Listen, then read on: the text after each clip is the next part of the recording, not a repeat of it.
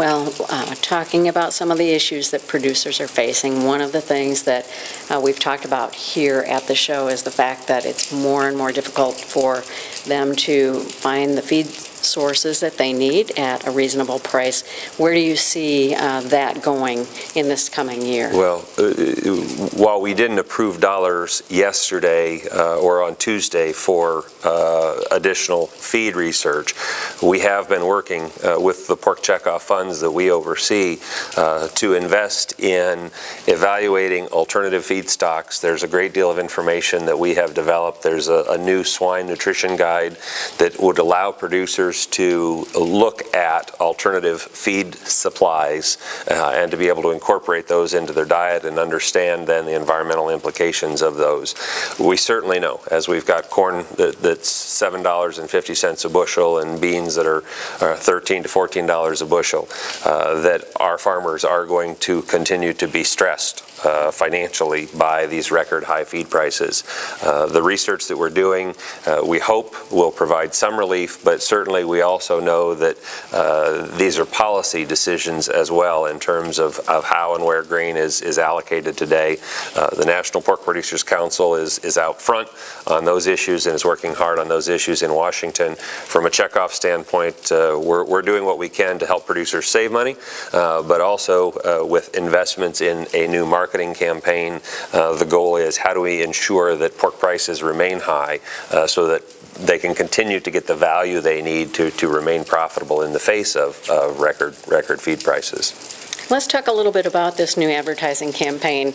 It sounds exciting. I've seen some of the ads in the magazines, and it looks like it's more targeted. I understand that there's some research that's been done about the people who are eating pork. Well, first and foremost, Pork the Other White Meat, as our historic advertising program, started in 1987, so it was with us for 23 years. Great recognition by consumers. 91% of consumers recognized Pork the Other White Meat.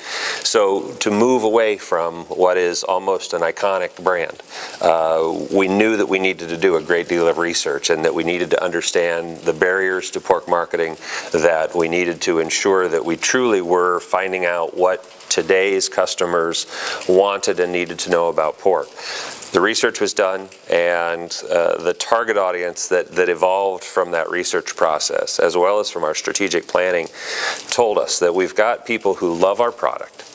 They know how to cook our product. The USDA just announced that you could cook pork to 145 degrees, but what we found when we did our consumer research for Pork Be Inspired was we've got a lot of customers out there that already knew that. They already were cooking pork to the right temperature. They were serving it tender, juicy, just a little bit of pink in the center, and they were thrilled and excited to be able to share that with their friends.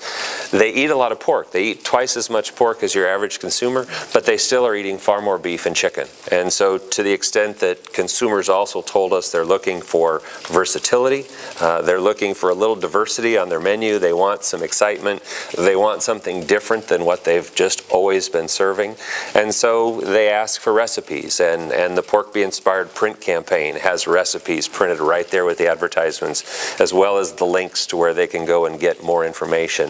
The TV advertisements that we did this spring, and with the additional dollars the board has approved, we'll be back on television again this fall, continuing to push that Pork Be Inspired message out to consumers.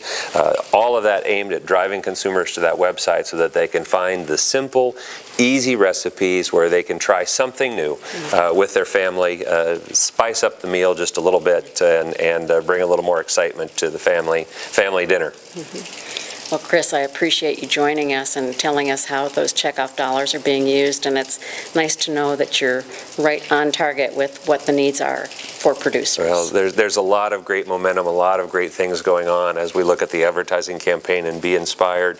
We've got a new U.S. Farmers and Ranchers Alliance. Pork producers have invested up to $3 million in checkoff money this year to help get that alliance off the ground. And the goal is, how do we begin to talk to consumers about carbon footprint and about animal health and animal welfare, issues that we know are important to today's consumers.